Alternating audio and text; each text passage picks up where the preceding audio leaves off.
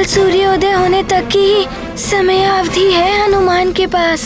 ऋषि दुर्वासा और उनके शिष्यों के आने से पूर्व मुझे कल्पवृक्ष को ढूंढकर उसे यहाँ पर स्थापित करना होगा।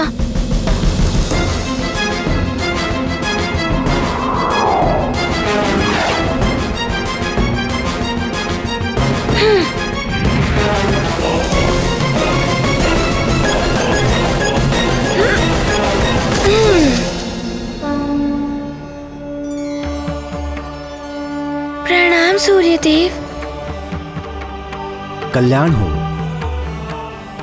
गुरुदेव, आपका शिष्य हनुमान आपसे एक सहायता प्राप्त करने आया है। बोलो पुत्र।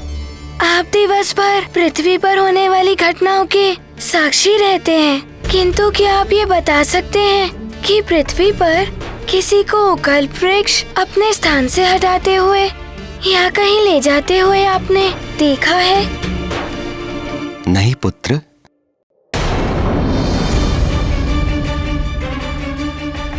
फिर क्या कोई कल्पवृक्ष को स्वर्गलोक में ले गया है? स्वर्गलोक का कोई निवासी ऋषि दुर्वासा के कार्य में बाधा उत्पन्न करने का दुस्साहस कदापि नहीं करेगा हनुमान।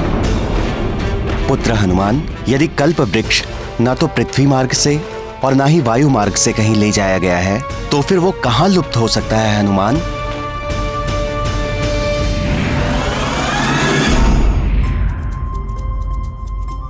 पाताल लोक।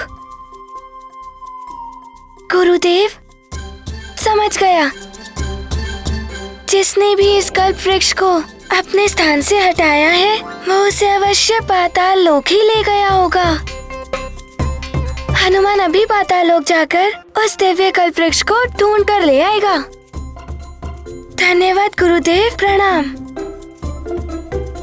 रुको पुत्र।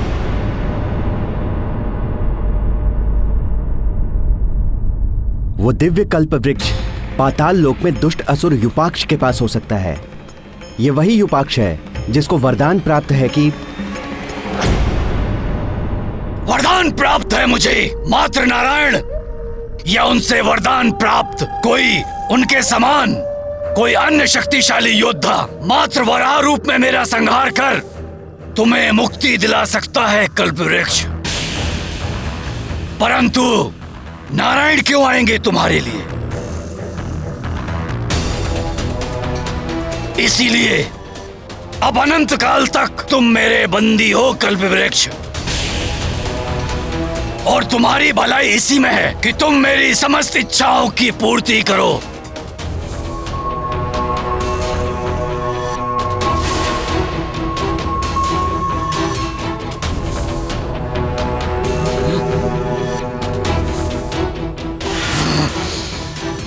वराह रूप धारण करने के लिए तो मुझे प्रभु नारायण के पास जाकर उनसे वरदान प्राप्त करना होगा। सहस्त्रों वर्षों के कठिन तप के बाद प्रभु नारायण प्रसन्न होते हैं पुत्र। उनके दर्शन प्राप्त करना इतना सरल नहीं। किंतु हनुमान के पास तो बहुत अल्प समय है। मात्र ऋषिवर दुर्वासा के तप के आरंभ होने के मुहूर्त तक की ही समय अवधि है हनुमान के पास। ऐसी स्थिति में हनुमान क्या करे गुरुदेव?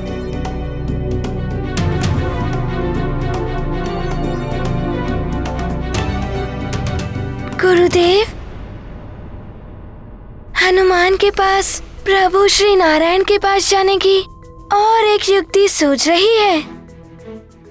सर्वप्रथम मुझे माता लक्ष्मी जी को प्रसन्न करना होगा। मेरी माँ कहती है कि पूर्ण निष्ठा से और सच्ची श्रद्धा से उनका पूजन करता है तो वो शीघ्र ही प्रसन्न होकर इच्छित वर दे देती है। यदि माता लक्ष्मी प्रसन्न हो गई तो भगवान नारायण को प्रसन्न होना ही होगा। तुम उचित कहते हो हनुमान, परंतु माता लक्ष्मी जी की पूजा विधि पूर्वक बिना किसी व्यवधान के करनी होगी, तभी वो पूर्ण होगी। और उसके लिए तुम्हें कमल, कमलगट्टा, शंख,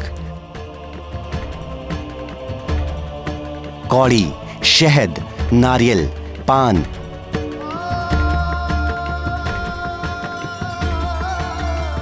पुष्प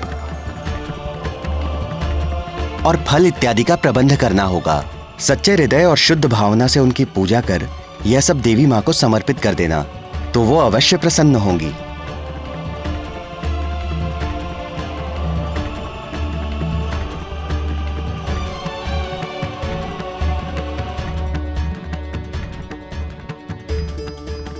प्रभु, मुझे प्रसन्न करने के लिए हनुमान को एक परीक्षा देनी होगी। अब और परीक्षा मत लो युपाक्ष के संयम की।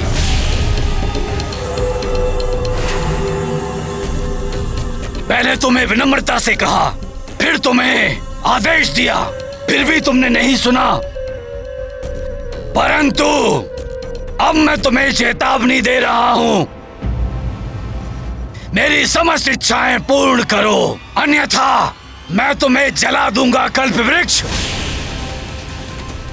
तुम्हारी प्रत्येक टहनियां पत्ते भस्म हो जाएंगे, नष्ट हो जाओगे तुम।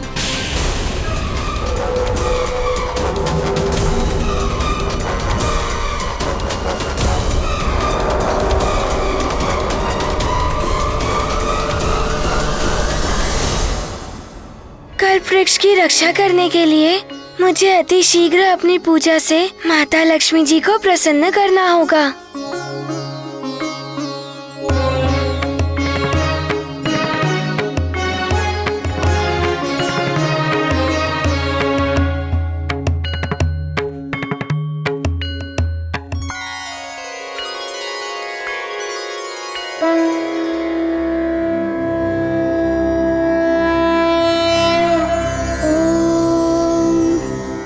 लक्ष्मी शिरसम्प्रराजतनया श्रीरंग धामेश्वरी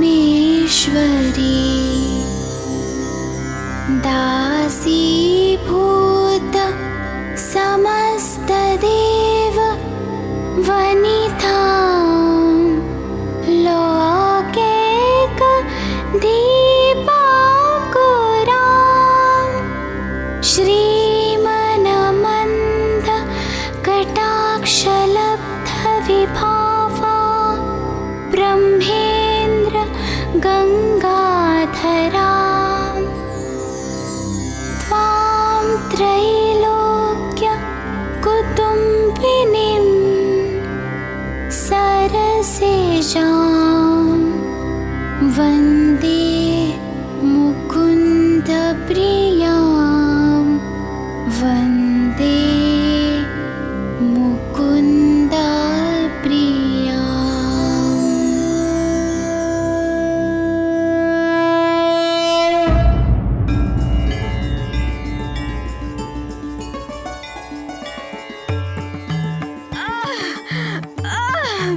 कोई रक्षा करो, कोई रक्षा करो मेरी। मेरे प्राण निकले जा रहे हैं, कोई चला दो मेरे लिए।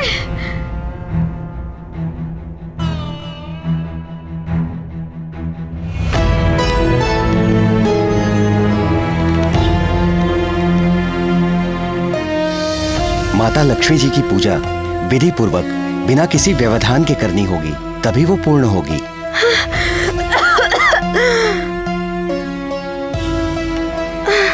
माता की पूजा ऐसे ही छोड़कर चला गया तो माता को प्रसन्न नहीं कर पाऊंगा,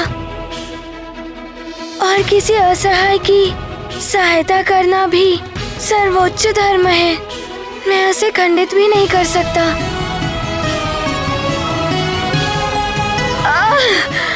कोई जल दे दो मुझे।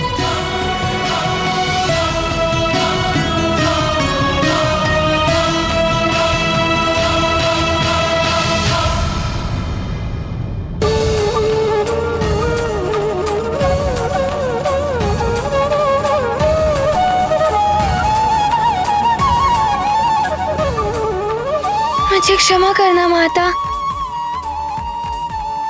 कोई जल दे दो मुझे, कोई जल दे दो। लीजिए माता, जल लीजिए, पीजिए।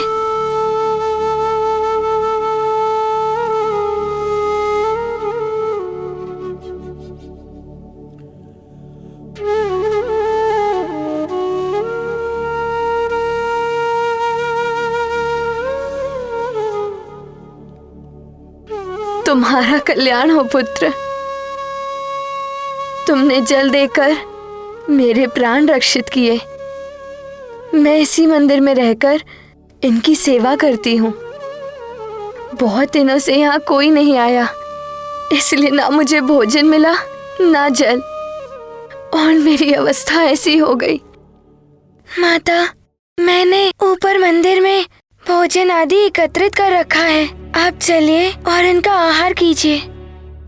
आइए माता, मैं आपको ले चलता हूँ।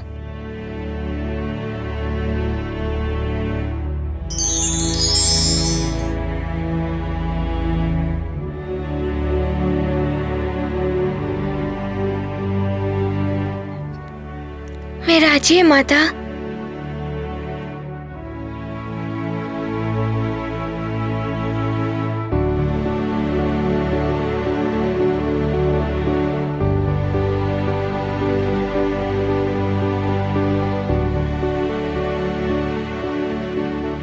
ये लीजिए माता, भोजन ग्रहण करना आरंभ कीजिए।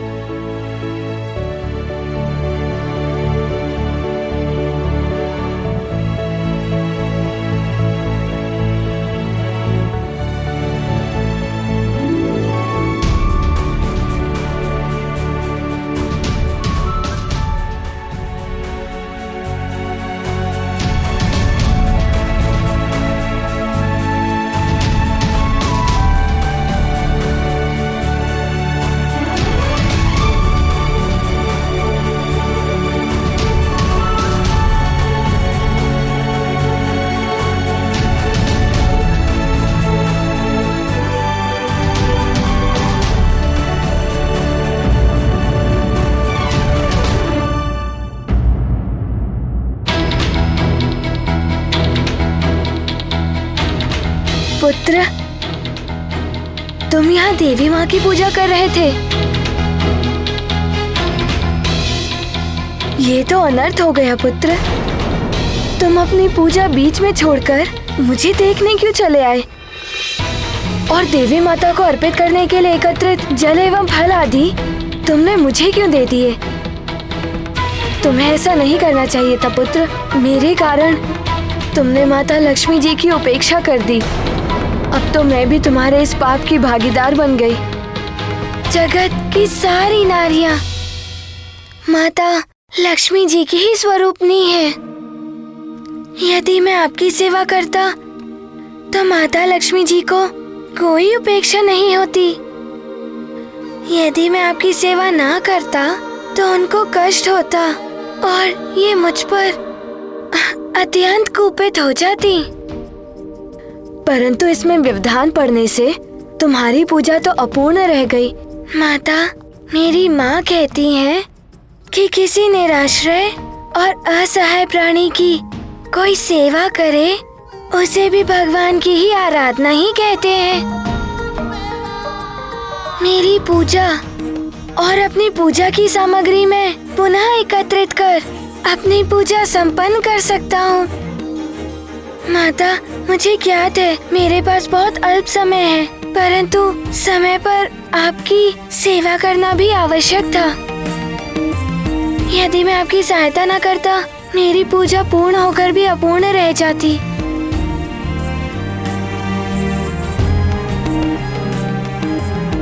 पुत्र हनुमान, तुम धन्य हो। तुम्हारी पूजा सफलतापूर्वक संपन्न हुई है। ये आप क्या कह रही हैं माता? हाँ पुत्र, मेरी पूजा का अर्थ केवल मेरी आरती करना नहीं है। उसका अर्थ है मेरे प्रत्येक रूप का सम्मान करना, सर्व जीवन की सेवा करना, सबके दुख हरने की चेष्टा करना। तुमने सही अर्थों में मेरी पूजा का मर्म समझकर मेरी अर्चना की है।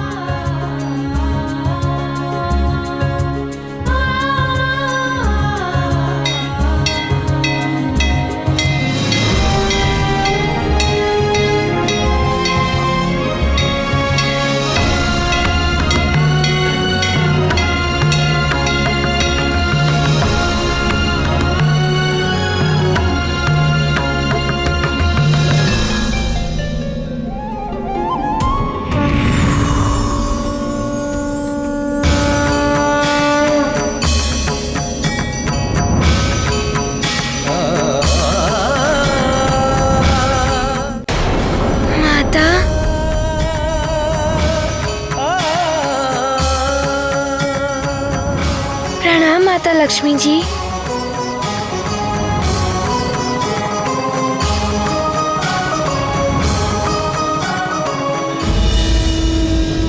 हनुमान ने जो किया वो किसी भी मनुष्य द्वारा किया जाने वाला सर्वोत्तम कृत्य है। अपनी पूजा पूर्ण करने के लिए उन्होंने निरीह निराश्रय प्राणी के जीवन का तिरस्कार नहीं किया, अपितु वरण किया।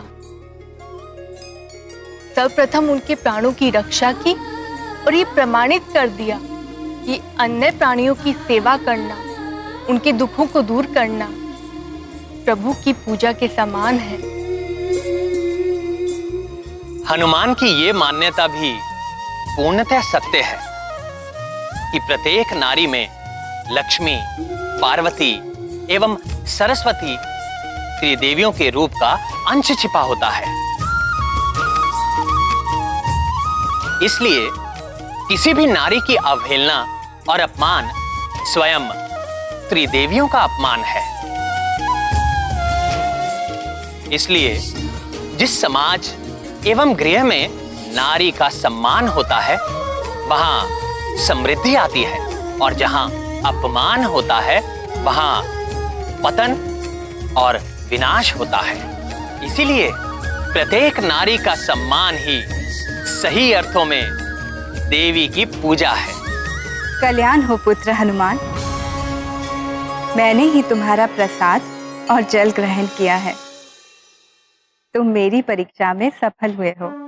मैं तुम्हें वरदान देती हूँ पुत्र कि तुम्हें प्रभु की कृपा प्राप्त होगी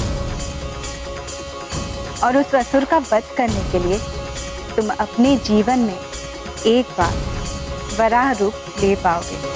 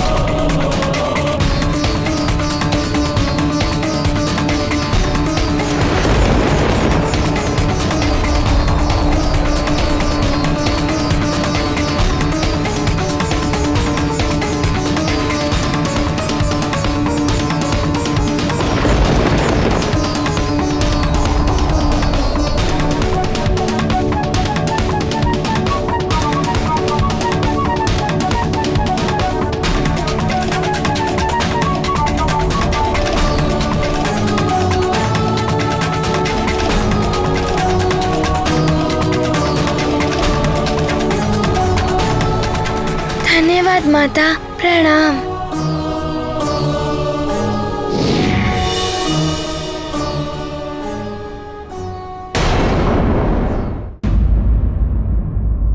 माता, आपकी कृपा पाकर हनुमान कृतार्थ हो गया।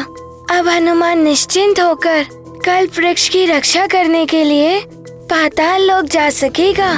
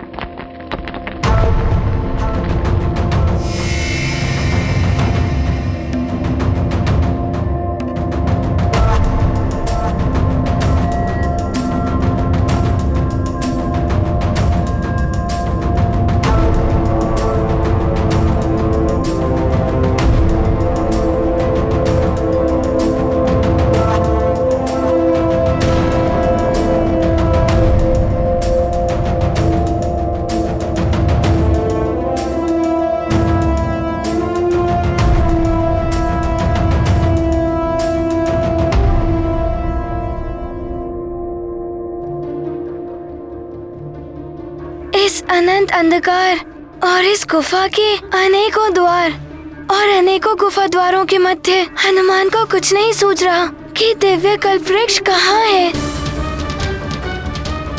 हनुमान अब कौन सा मार्ग ले दिव्य कल्प वृक्ष को ढूंढने का? ऋषि दुर्वासा जी शिष्यों के संग किसी भी क्षण मानसरोवर से लौट कर आ सकते हैं।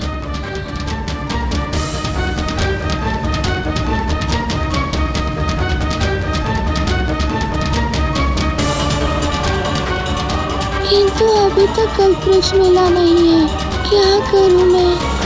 ये कल्प वृक्ष दिव्यता खो चुका है अपनी, सूख कर निर्जीव हो गया है ये।